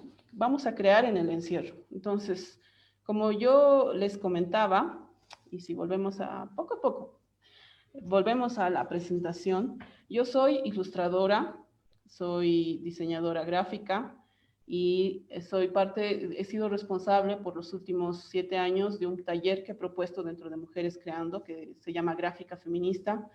Y bueno, en el encierro, donde básicamente estaba desafiada a obedecer, resistir, y ¿qué más puedo hacer? Pues si yo me dedico a la ilustración, decía. Entonces, he llevado un poco con más decisión mi oficio de ilustradora, que era algo que yo no me animaba a hacer. Por si acaso, estas acciones que les estoy mostrando es lo de la Plaza de la Chola Globalizada. Es la última acción no la última, pero una de las más potentes que hicimos días antes de las últimas elecciones en Bolivia. Era por el 12 de octubre, que es supuestamente el Día de la Hispanidad de las Américas, y prácticamente es la rememoración del festejo del colonialismo. Esta era la Plaza Isabel la Católica, una plaza dedicada a una reina española en Bolivia. así nos pasa en todos lados, y la convertimos en la Chola Globalizada, ¿no? Y hay otro video porque está por ahí, que lo podemos pasar al final incluso. Pero bueno, volveremos a la presentación, ¿no? Hay una parte que les comento que es Creando en el Encierro, que es yo misma cuestionándome qué voy a hacer en el encierro. Entonces, lo que les voy a mostrar ahora son una serie de trabajos míos combinados con lo que hicimos en Mujeres Creando durante el proceso de la crisis política y también durante el proceso del nuevo régimen fascista de Yanine Áñez, ¿no? Son gráficos que hice y que los colgamos en nuestra casa. Aquí está la casa donde les comento que funcionan las cooperativas. Si algún momento quieren visitarnos, ahí hacemos autogestión, ahí trabajamos nuestra base de trabajo, y ahí ofrecemos también un servicio contra la violencia machista que se llama Mujeres en Busca de Justicia, que es uno de los mejores, y sin vanagloriarse, es uno de los mejores servicios con enfoque feminista de atención a las mujeres que sufren violencia, y que básicamente la misma policía nos deriva los casos ahí, ¿no? Prácticamente estamos haciendo el trabajo que el Estado no hace, y estamos, la verdad, sobresaturadas, porque Bolivia es uno de los países más violentos, tenemos la tasa de feminicidios más alta. Pueden decir, en Bolivia ya hemos pasado los 100 feminicidios, y yo sé que esa cifra, en comparación a otros países, puede significar menos, ¿no? Pero en proporción a la población es terrible. Y bueno, volviendo a la idea de Creando en el Encierro, ahí les paso varios gráficos que pueden irlos pasando de formas que yo quería sintetizar e ir proponiendo otra cosa más allá del discurso, ¿no? Porque realmente era un momento de demasiada hipocresía, de demasiada falsedad, volvían esos discursos pro familia, ultra religiosos, fanáticos religiosos, combinados con militarismo. Entonces era muy grave convivir todo el tiempo con esa realidad y todo el tiempo con esa verdad queriendo imponerse sobre uno, ¿no? Y yo les comento, igual podemos ir pasando, más allá de la necesidad de autoexpresión que muchos artistas sienten. Para mí, hacer estos gráficos fue un acto, y les voy a confesar eso, de desesperación en la emergencia, en la doble emergencia que estábamos viviendo. De desesperación, no por la emergencia sanitaria, sino de desesperación por la emergencia social que estábamos viviendo, porque era una emergencia social, ¿no? Y me decía, ¿cómo no intentar al menos en un principio, con estos gráficos, enunciar una disidencia a todo ese discurso, con un recurso tan sencillo y tan didáctico como una gráfica, ¿no? Que es eso lo que a mí más me atrae de hacer este tipo de ilustraciones, de sátira o de ironía política. ¿Cómo no intentarlo hacer en ese proceso de encierro? Y también, ¿cómo no intentar erradicar, ¿cómo les digo? O sea, arrancar un pedazo de esa discusión, porque Bolivia, les comento, era un país ultra polarizado. Era, si no estás conmigo, estás contra mí. Si no estás conmigo, mereces morir. Pasaba todo tipo de cosas en cuestión de decir, era grave la polarización, y muchas de esas energías sociales de protesta estaban desperdiciándose en eso, ¿no? Entonces, ¿cómo no intentar, aunque sea de esa manera tan sencilla, jalar un poco a la discusión a otro lugar, que sea el diálogo o que sea la profundización, que sea la visión múltiple de otras realidades, que es eso lo que precisamente el régimen no quería, ¿no? Nosotras las mujeres creando no somos conocidas de locas, pero yo creo que en la crisis política y en la crisis sanitaria hemos sido unas locas muy lúcidas. Y bueno, para terminar, mujeres creando, yo creo que en pandemia hemos sido oxígeno, realmente. Hemos sido oxígeno, no es una cuestión de vanagloria, lo repito, pero hemos sido oxígeno en la asfixia del autoritarismo que estábamos viviendo, ¿no? Y también nosotras tenemos la capacidad de reconocer de que ese aporte que nosotras hicimos, ese granito de arena que aportamos a la rebeldía social durante ese proceso tan autoritario, ayudó a que finalmente el régimen ese caiga y ese proyecto fascista fracase, ¿no? Porque también entendemos que a nivel mundial lo que está sucediendo es que hay un hartazgo de esos populismos ultraconservadores, ¿no? Y básicamente en Bolivia hay mucho por hacer todavía, pero estamos felices de haber sido parte de ese proceso y nosotras comprendemos que hemos sido una chispa muy importante que ha mantenido viva una llama y que esa llama va a hacer caerlo todo, ¿no? Como dicen, que arda todo. Muchas gracias.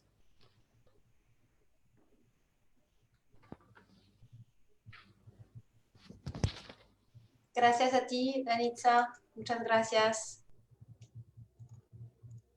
Muchas gracias a nuestras tres invitadas, Danitza, Elena y Rebeca. Vamos a pasar a la sesión de preguntas y respuestas. Por favor, a las y los asistentes que quieran preguntar algo a nuestras tres compañeras, pueden hacerlo a través de la sección de preguntas y respuestas que está en la parte de abajo de la pantalla de Zoom. Voy a empezar con una pregunta que ya hizo Javiera Carmona, que nos está acompañando, para Rebeca Lane. Dice, qué buena reflexión de Rebeca Lane, profunda y llena de chispa. Y pregunta a Rebeca, ¿cómo crees que se puede reivindicar la importancia del arte y la cultura en esta pandemia que se extiende indefinidamente? Rebeca, te cedo la palabra. Gracias. Pues bueno, yo creo que muy buena la participación de Danitza. También creo que le pone palabras a muchas dudas y a muchas cosas que a mí me han venido dando vueltas en la cabeza, así que muchas gracias porque definitivamente estos trabajos como desde las rupturas son profundamente inspiradores para otros territorios, ¿verdad? Que también estamos pasando por procesos autoritarios y complejos, ¿verdad? Entonces, a ver, voy a leer la pregunta. ¿Cómo crees que se puede reivindicar la importancia del arte y la cultura en esta pandemia que se extiende indefinidamente? La verdad es que no lo sé. Para ser honesta, no lo sé. Yo creo que una de las cosas que han sido importantes en el ámbito de la música y que hemos visto durante este tiempo es la necesidad de reivindicar que esto es un trabajo, ¿verdad? Y no estoy hablando solo de las personas que nos subimos al escenario, sino se imaginan toda la gente que se ha quedado sin trabajo, la que presta servicio de sonido, quienes alquilan tarimas, quienes, o sea, toda la gente que trabaja en producción para que un evento sea posible, ¿verdad? O sea, la gente que depende del trabajo artístico es mucha gente. Y en este país, en nuestros territorios, esto no es reconocido como un trabajo. Entonces, al no ser reconocido como trabajo, muchas veces se reconoce como hobby. Y claro que sí, hay muchas personas que practican el arte como un hobby, pero cuando ya hay por así decir, como una profesionalización, lo cual no quiere decir que vamos a una escuela que nos den un diploma y que nos diga usted estudió para ser un artista profesional, sino quizá yo lo vería en el término de que tu forma de vida depende de los recursos que tú generas a partir del ejercicio profesional de tu trabajo, ¿verdad? Profesionalización es la palabra que estaba buscando, no sé si fue la que dije. Cuando se reconoce que ese trabajo que tú estás haciendo, que tu forma de vida depende de que el arte o la actividad artística o cultural que tú estés haciendo, de eso depende tus ingresos para una vida, para tener una vida, plantearlo como, bueno, necesitamos que esas condiciones permitan una vida digna, ¿verdad? Y necesitamos que los estados tomen en cuenta en esto. Y hablo del estado porque seguimos viviendo en un estado, ¿verdad? Yo, digamos, simpatizo muchísimo con las compañeras de Mujeres Creando que están mucho más por la vía anarquista, la autogestión y tal, ¿verdad? Lo cual en nuestros contextos es sumamente complicado, complejo, retador, ¿verdad? Y el hecho, por ejemplo, que ellas tengan estos espacios como cooperativas, que tengan espacios físicos colectivos, son unas de las formas, digamos, para hacer que esta dignificación del trabajo artístico sea posible, ¿verdad? En nuestro contexto, estos esfuerzos colectivos no existen de forma de crear tipo cooperativas o con trabajo conjunto. Y si los hay, están sumamente institucionalizados, es decir, porque sí están que las asociaciones de autores, que no sé qué, que no sé cuánto, pero todo pasa por un proceso legal. Bueno, entonces ahora hay que inscribirse, ahora hay que pagar una cuota, ahora hay que hacer una asamblea de socios y no sé qué, ¿verdad? Pero no estamos pensando definitivamente en este caso la dignificación del arte desde la autogestión y la colectivización de esto, ¿verdad? Entonces, mientras esto ocurre, yo creo que sí, el Estado tiene un papel importante, digamos, en determinar cuáles son las poblaciones que están en riesgo. Y como les comentaba, quizá, por ejemplo, quienes tenemos un poco más de reconocimiento como artistas, tengamos los medios para poder individualmente adaptarnos a las circunstancias, pero ¿qué pasa con todas las personas, como les comentaba, que hacen trabajo de calle, ¿verdad? Que tocan la guitarra en una avenida y de lo que les da la gente viven. ¿Qué pasa con los señores que tocan marimba en la calle y que reciben? ¿Qué pasa con la gente que está trabajando desde el teatro popular? ¿Qué pasa con la gente? O sea, es población y somos población que estamos en riesgo, ¿verdad? Ante temas como la pandemia, donde nosotros, nuestro trabajo consiste en que la gente se reúna y que hagamos las cosas que hagamos, sea esa reunión, ¿verdad? A partir de la cual nosotros podemos ejecutar lo que hacemos. Entonces yo creo que ante el aislamiento lo que ha demostrado es que ante todo, digamos, de todos los sectores que son sumamente vulnerables ante este tipo de cosas que pasan en la sociedad, el arte es una de las cosas mucho más vulnerables. Aquí hay muchas personas de la tercera edad que sacan una bocina y un micrófono y se salen a cantar a las calles y que están en riesgo. Entonces, estas son poblaciones, digamos, que es necesario atender. Aquí se sacó un bono de riesgo para artistas que eran más o menos $100 y ya, eso fue lo que se dio. Entonces, yo creo que eso complica mucho el hecho de que no se reconozca a quienes nos dedicamos a esto de forma profesional como trabajo, sino que se siga reconociendo como, no sé, la gente de verdad piensa que nosotros tenemos un trabajo alterno que nos permite dedicarnos al arte, pero para muchas personas esto es nuestra única fuente de ingresos y de trabajo, ¿verdad? Así es, Rebeca, muy importante esta dignificación que mencionas. Y justo aquí Olivia Calderón te manda un mensaje desde México que dice: el arte de Rebeca me sostuvo me ha sostenido durante esta cuarentena, teniendo en claro que no podemos dar pasos atrás. El arte y el feminismo van de la mano. Gracias mil a todas las panelistas y organizadoras. Rebeca, te amo, dice Olivia. Gracias por tu mensaje, Olivia. Gracias. Tenemos aquí otra pregunta que es de Luz. Dice, es una pregunta para Danitza. Dice: saludos desde París, me encanta tu forma de expresión artística. ¿Me podrías decir, por favor, qué es para ti un artista y qué es arte?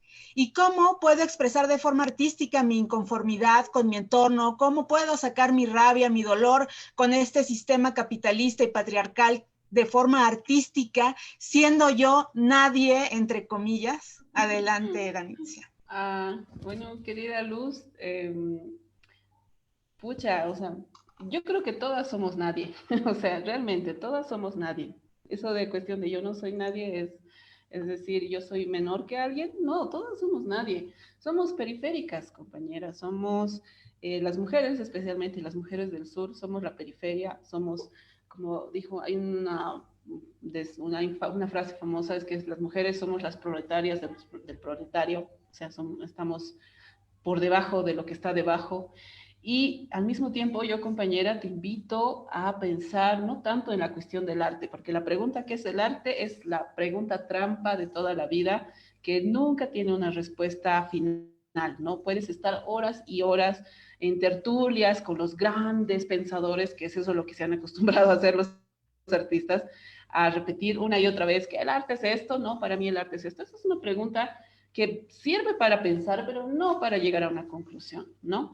Más bien pensaremos, yo como siempre les he dicho, sí he estudiado arte, sí he terminado una carrera de arte, pero te comento que prácticamente he repudiado todo ese sistema y estaba a punto de abandonarlo, si no era por el feminismo que me volvió a llevar al trabajo creativo.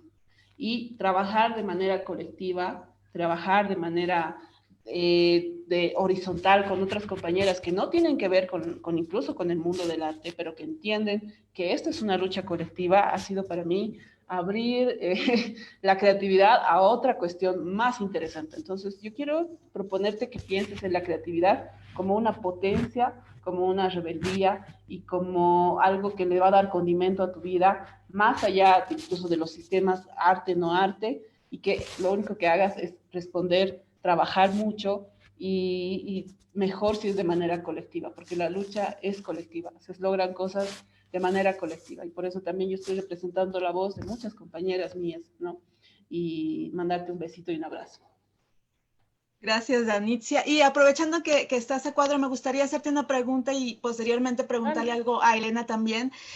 Hablabas justamente de la creatividad como este instrumento de lucha y hablabas del discurso simbólico y entre este discurso simbólico de esta reapropiación de los símbolos patrios, los símbolos religiosos, que muchas veces es lo que en nuestras realidades latinoamericanas causa más escozor y causa más polémica, pero creo que es necesario para, como tú dices, crear otra realidad. Y tú comentabas durante tu presentación que tendríamos que cuestionar todo nuestro modelo, todo este modelo hegemónico, heteropatriarcal, machista en el que vivimos, pensando particularmente en esta pandemia del COVID con el encierro que conlleva, ¿no? Entonces mi pregunta es, ¿podrías darle 2 o 3 consejos justamente a mujeres de todas las edades, porque no es algo de juventud o de ser una persona mayor, 2 o 3 ideas para que se puedan cuestionar este modelo, para que entiendan de qué se trata cuestionarse todo? Por favor, Danitza. Claro, bueno, es una gran pregunta. Yo lo saco mucho de la formación política que yo he tenido dentro de Mujeres Creando, ¿sí? Porque yo siempre digo, soy feminista, integrante de Mujeres Creando y formada en Mujeres Creando. Porque yo he entendido bajo ese trabajo que la única manera de hacer una cosa potente, fuerte, es organizarse. Lamentablemente es así. Las mujeres estamos muy acostumbradas a bregar y a luchar por nuestra propia cuenta y hacerlo, y Rebeca lo debe saber bien, que es bien difícil empezar solas, empezar cuando nadie te conoce, nadie sabe de ti, y la única manera en que las compañeras podemos hacer algo siendo nadie, como decía Luz, o sea, empezando desde muy abajo y lograr algo interesante, potente, fuerte, es la organización, es hacerlo colectivamente, ¿no? Al hacerlo colectivamente entiendes que las estructuras del sistema son más frágiles de lo que tú crees, ¿no? Nosotras hacemos una operación bien interesante, y hace poco lo hablaba con mi compañera María Galindo, que era agarrar los símbolos, darlos la vuelta y devolverlos en el mismo discurso. Y nosotras tenemos mucha experiencia haciendo eso. Tenemos trabajos, yo tengo trabajos con María Galindo, con Esther Argüello y compañeras mías, donde agarramos el altar católico y lo damos la vuelta y producimos un altar blasfemo que es muy famoso y que prácticamente nos significó una censura de la Iglesia Católica, ¿no? En Bolivia y en Quito. Entonces, fue de tú a tú con la institución, de tú a tú con la oligarquía católica, imagínate eso. O sea, entonces fue una cuestión de decir, oye, estos se ofenden por cada cosa simbólica que hacemos. Hay mucha sociedad también, o sea, Bolivia es un país muy secuestrado en el catolicismo, y mucha sociedad que se siente interpelada cuando ve símbolos tomados. Entonces, ahí nos damos cuenta, trabajando de esa manera colectiva, que las estructuras son mucho más frágiles y que tienen harto miedo de que eso se caiga, y por eso siempre dicen, no, se va a caer, se va a caer. Sí se va a caer, compañera, porque la estructura es frágil, y para romperla hay que organizarse y hay que trabajar colectivamente. Pero eso no quiere decir tampoco borrarnos como mujeres, porque yo estoy hablándoles como Danitza Luna, ¿no? Es mi nombre también, pero no significa que yo no pueda firmar una obra, porque si algo nos ha pasado a las mujeres es anonimizar nuestro trabajo, siempre nos ha pasado. Entonces hay que dar nuestros nombres y trabajar de manera colectiva, ¿no? Entonces, eso yo he aprendido en todos estos años y ojalá que les sirva a muchas compañeras. Muchas gracias, Danitza. Yo creo que sí nos puede servir, sobre todo, además, este tipo de paneles, este tipo de discusiones. Tenemos aquí una pregunta, pero me gustaría preguntarle algo a Elena y después responder o formular la pregunta de Kazumi. Elena, hablabas tú, bueno, presentaste unos proyectos muy interesantes, el de futuridades maternales me encanta, porque además creo que ya estábamos justo logrando desde hace tiempo, ¿no? Como hablar de la maternidad de una manera muy diferente a la que estamos acostumbrados cuando llega esta cuestión del COVID-19 y tenemos ahora que plantearnos unas nuevas formas de la maternidad y de ser madre, ¿no? Decías también, cuando hablabas de tu proyecto o del proyecto de comunidades de cuidado, que tendríamos, o más bien que la idea de comunidades de cuidado era apropiarse del proyecto de estas mujeres trans. Y esa idea de apropiarte del proyecto me gusta mucho, me parece que es algo que tendríamos que hacer. Y mi pregunta entonces va encaminada a cómo desde ya no este espacio público como el que hablaba Danitza o Rebeca, sino de este espacio que pueden ser los museos, que pueden ser las galerías, que pueden ser los eventos pues más comerciales, se pueden las mujeres apropiar del proyecto, ¿no? Y que además hoy en día, unido al tema del COVID-19, tendría que ser una apropiación pues virtual, ¿no? Una apropiación digital. Me parece que estabas teniendo algún problema con tu cámara, pero a ver si ya estás por acá. Hola, ¿sí? ¿Me oyen? Dice que no Sí. que el host no me deja prender. Pero te escuchamos. Creo que ya me lo permitió. A ver si sí. Ahí está. Gracias, Verónica. Gracias a Danitza y a Rebeca por sus increíbles participaciones. Y claro, pues siempre es muy interesante escuchar a las mujeres justamente que están creando todos los procesos que están viviendo y generando. Un poco lo que yo hice más bien fue presentar varias iniciativas para ver cómo esas otras artistas con las que yo colaboro, yo no soy artista, yo más bien trabajo con ellas desde diversos frentes como investigadora o curadora o acompañante o lo que sea que me toque ser en cada momento o que pueda hacer. Y un poco la propia propuesta que hizo Lorena aquí tenía que ver justamente con que las participantes se apropiaran del proyecto, es decir, es generar ya iniciativas que están dadas para su propia apropiación.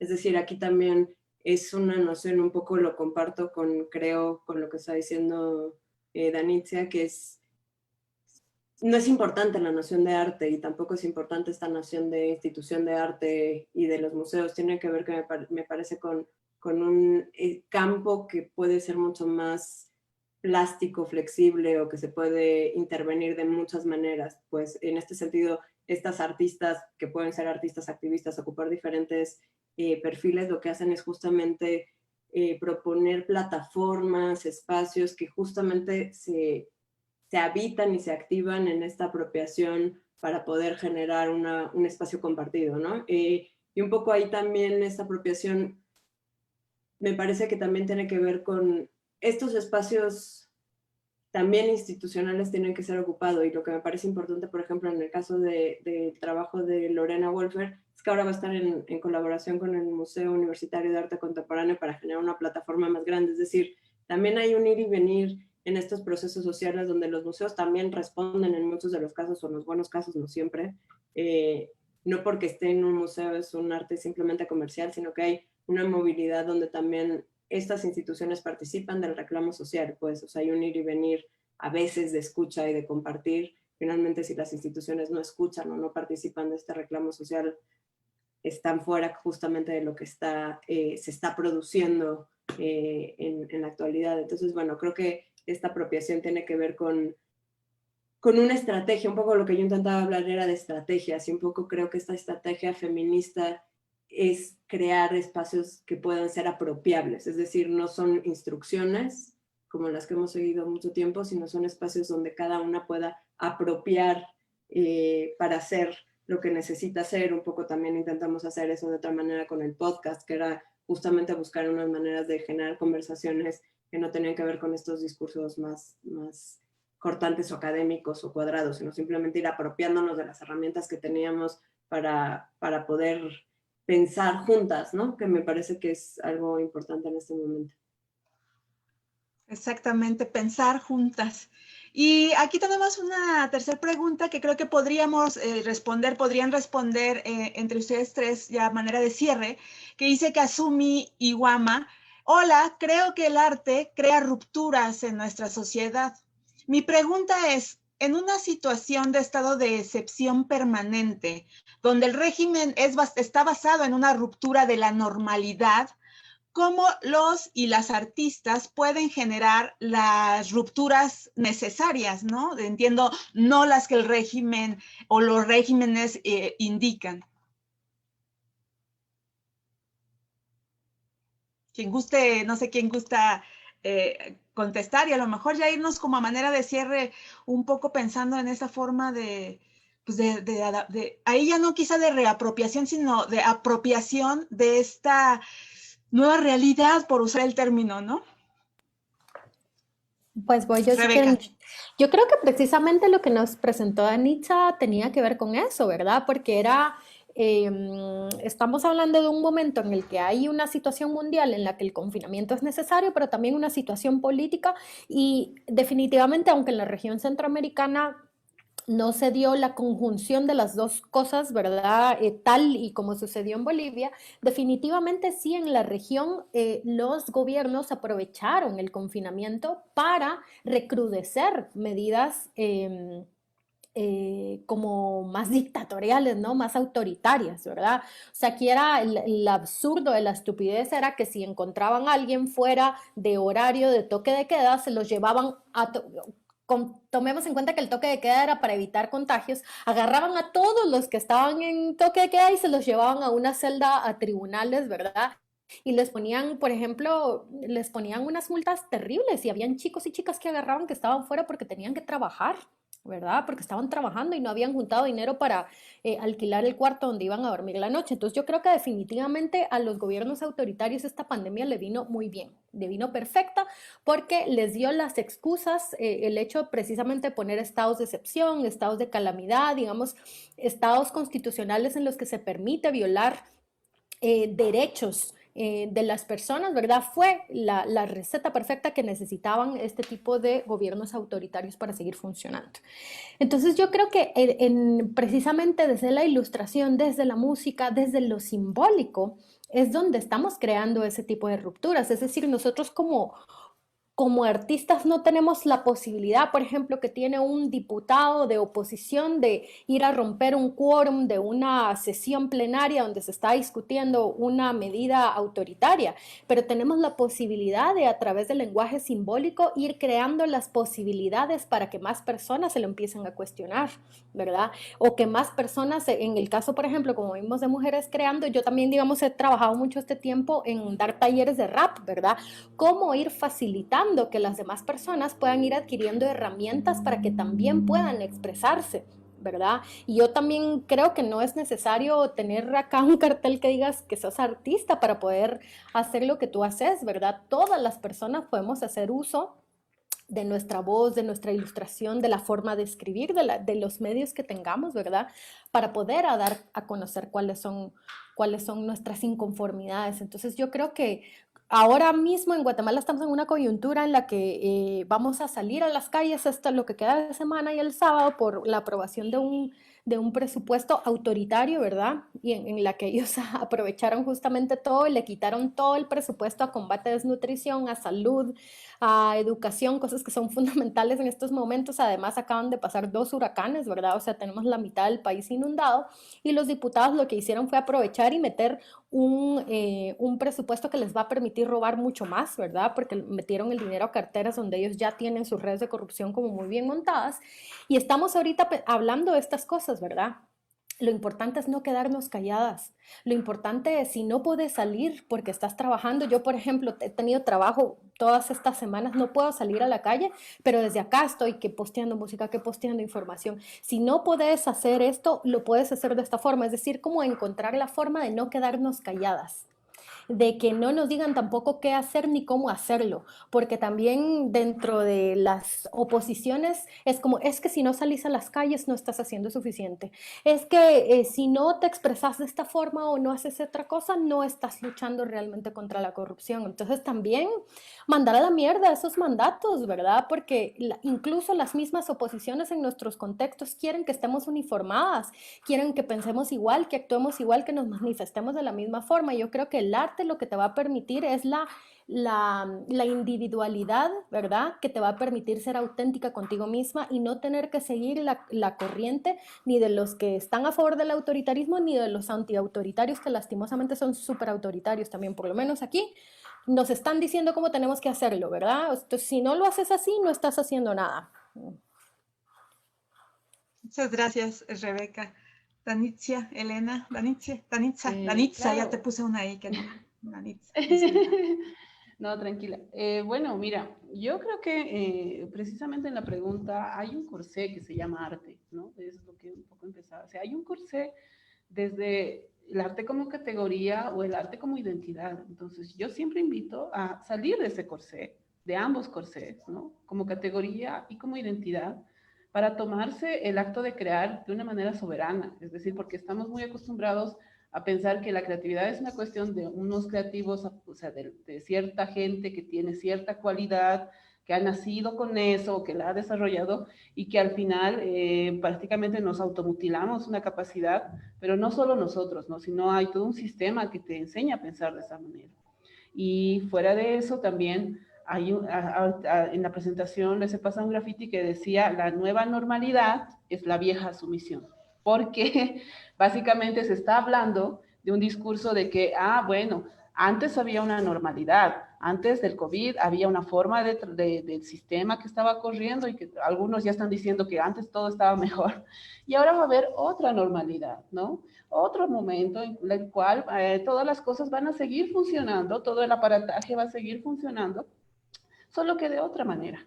Y yo les invito a pensar que más bien, y lo digo desde Bolivia, porque igual hemos discutido esto dentro de Mujeres Creando, existe, aquí ya no es romper las cosas, aquí las cosas se han roto, aquí ya hay grietas, aquí ya hay heridas abiertas. Y esas heridas abiertas han significado también mucha violencia, ¿sí? Ha significado mucho control, muchas estrategias de control del Estado. Obviamente el Estado y las oligarquías son oportunistas y aprovechan esta situación de pandemia siempre.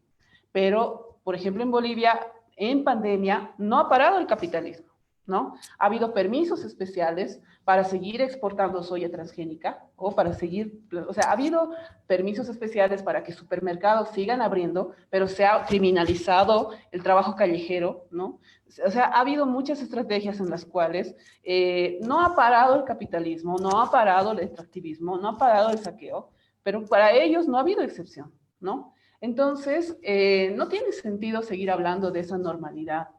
Aquí en Bolivia hay un clima de ruptura muy fuerte y esa ruptura, así como esta gente o la oligarquía y el Estado quiere aprovecharla, también nosotros desde este lado podemos aprovechar para seguir incidiendo en esas grietas, ¿no? Es una necesidad hacer eso.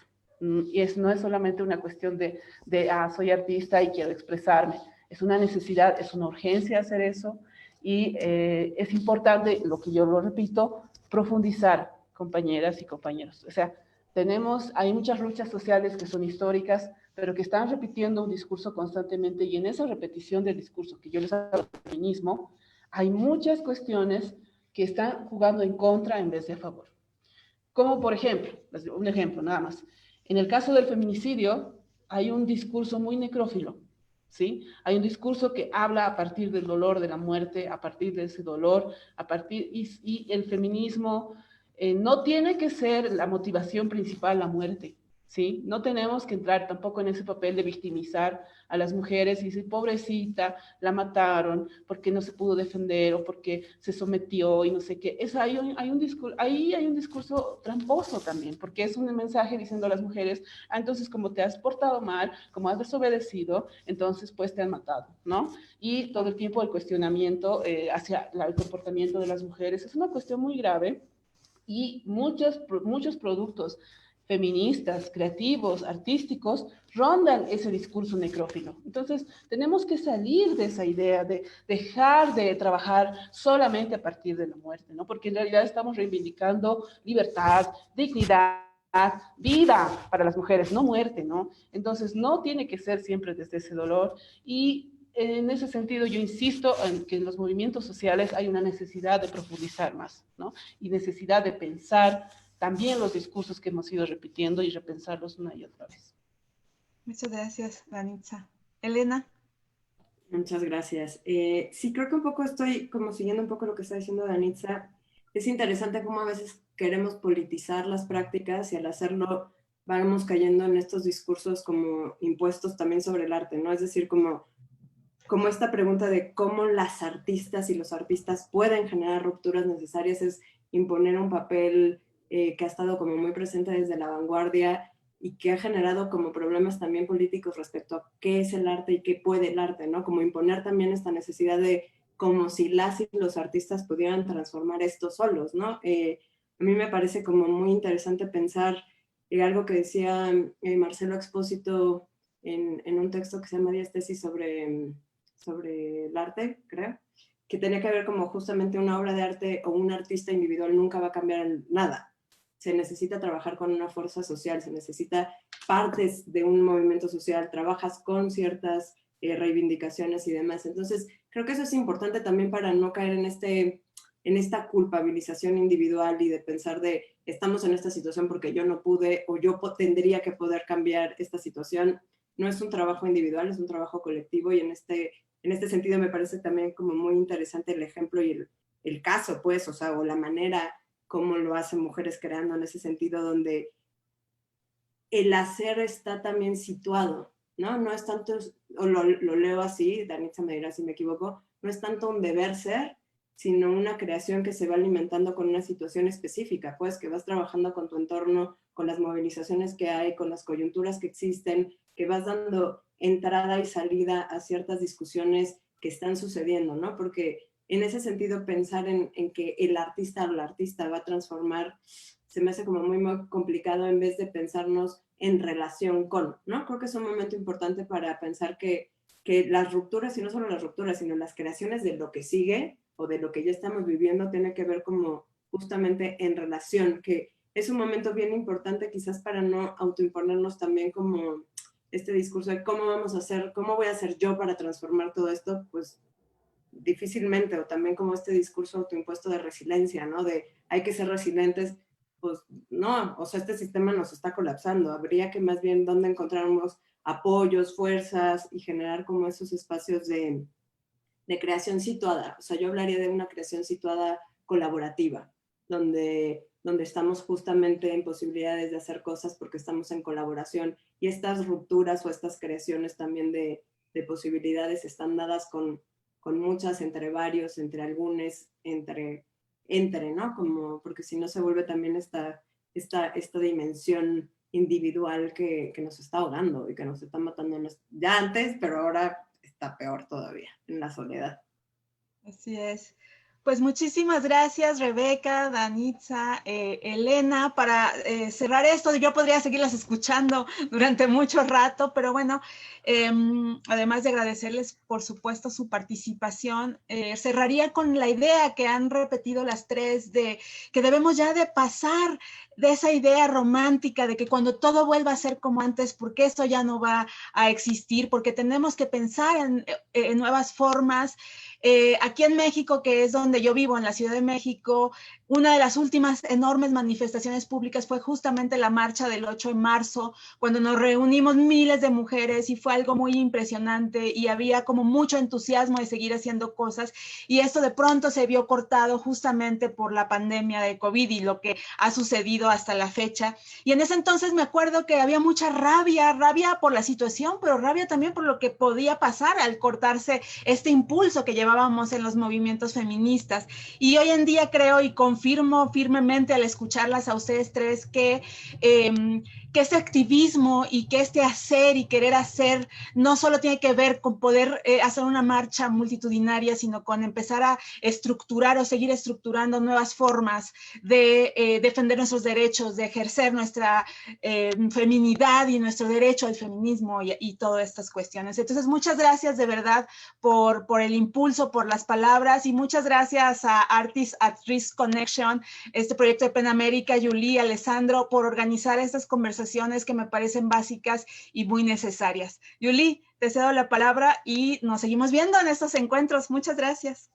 Muchas gracias, Verónica. Como dice Javier, la pandemia no se puede detener y pienso que sus presentaciones y comentarios fueron muy inspirados. Y gracias Elena, gracias a Rebeca y Danitza para estar con nosotras. Quiero dar las gracias a Verónica para ser una buena moderadora y también a los participantes que fue muy activo en el chat y en las preguntas también. Quiero agradecer a mi equipo, al ARC, que ha hecho mucho para que se pase este evento, y también PEN Internacional y Fundación Construir. Por la gente que no escuche en inglés, muchas gracias a Ernesto y Esteban por ser nuestros intérpretes por este evento. Fue fenomenal. Lo pido por favor que se mantengan en contacto con nosotros, nos sigan a las redes sociales. Puedes ver todo en el chat, ve en nuestras páginas. Hoy día fue el 5º episodio de El Arte No Calla. Es un podcast que hemos empezado después del encierro en abril de este año, que muestra, usa las voces de los artistas en Latinoamérica para hablar de la libertad de expresión, de los derechos humanos en América Latina, y que explora el arte y de todas las preguntas que tenemos por la pandemia también, que resulta de la pandemia. Entonces puedes ver a este podcast, escuchar este podcast en nuestras páginas también. Si vosotras conocen a personas, a artistas amenazados, por favor, ponele en nuestro contacto. Por favor, nos envíe un correo electrónico a arc@pen.org. Y bueno, de nuevo, muchísimas gracias a nuestros oyentes, a las 4 muy fuertes artistas y periodistas como Verónica. Y por favor, manténgase en salud y cuídese mucho. Gracias a todos. Fue un placer de tener ellas en nuestra página. Al próximo evento. Gracias.